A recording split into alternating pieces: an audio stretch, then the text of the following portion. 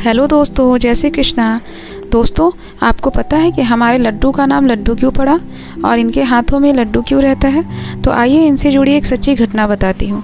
ये कहानी है वृंदावन की। वृंदावन में एक कुंभन दास नाम के संत रहा करते थे। वे कान्हा के भक्ति में लीन रहते थे और वो हमेशा कान्हा की सेवा किया करते थे। एक दिन की बात है कि उनको भागवत सुनाने के लिए निमंत्रण आया, लेकिन उन्होंने जाने से सिर्फ इसलिए मना कर दिया कि कान्हा की सेवा में कमी हो जाएगी। लेकिन बार बार बोलने पे वो राजी हो गए और उन्होंने सोचा कि हम कान्हा का भोग वगैरह सब तैयार कर देंगे और हमारा बेटा रघुनंदन उनको भोग लगा देगा। फिर उन्होंने रोज की तरह कान्हा का भोग तैयार किया और अपने बेटे को कह दिया कि समय से कान्हा जी का भोग लगा देना। अब बेटे ने भी वैसे ही किया। ये निकल गए भागवत सुनाने के लिए और बेटे ने थाली में भोग निकाला और कान्हा जी को कहने लगा कि कान्हा आओ भोग लगाओ। और कान्हा जी तो आए नहीं, लेकिन वो बार बार जिद पे अड़ गया, क्योंकि उसको ऐसा लगता था कि पिताजी भोग लगाते हैं और कान्हा जी आकर के करके जाते हैं। फिर वो जिद पे अड़ गया, रोने लगा, कान्हा आओ भोग लगाओ।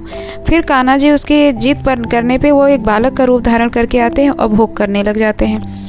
भोग अब इसके साथ साथ उनका पूरा भोजन वो खा जाते हैं। शाम को जब कुंभन दास भागवत सुना करके आते हैं तो वो पूछते हैं कि रघुनंदन क्या तुमने भोग लगाया था? तो रघुनंदन बोलता है कि हाँ मैंने लगाया था। फिर वो भोग मांगते हैं, प्रसाद मांगते हैं। तो रघुनंदन ने बोला कि पूरा भोग तो कान्हा जी ने खा लिया। अब उनको लगा कि हो सकता है बेटे को भूख लगी हो, तो बेटे ने पूरा भोजन कर लिया हो। लेकिन रोज़ ऐसे ही वो कहने लगा। फिर एक दिन कुंभन दास सोचे कि मैं देखना चाहता हूँ कि आखिर ये भोजन जाता कहाँ है। तो उस दिन उन्होंने क्या किया कि उस दिन उन्होंने लड्डू का भोजन तैयार किया और लड्डू का भोजन बनाने के साथ साथ उन्होंने फिर रघुनंदन से कहा कि मैं जा रहा हूँ और तुम भोजन लगा देना। फिर वो छुप करके ये सारी चीज़ देखते रहते हैं। अब रघुनंदन क्या करता है कि लड्डू का भोग तैयार सजा लेता है थाली में और कान्हा जी को जिद करता है कि कान्हा जी आओ भोग लगाओ।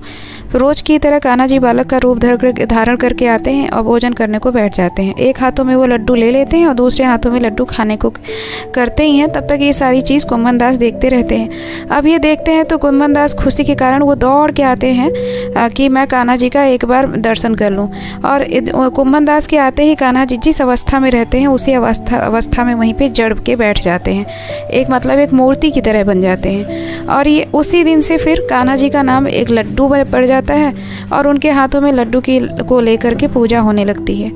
इसीलिए उनको अब हमेशा उस दिन से हमेशा उनको लड्डू गोपाल के रूप में जाना जाने लगता है और सभी लोग इसी रूप को उनको प्यार करने लगते हैं।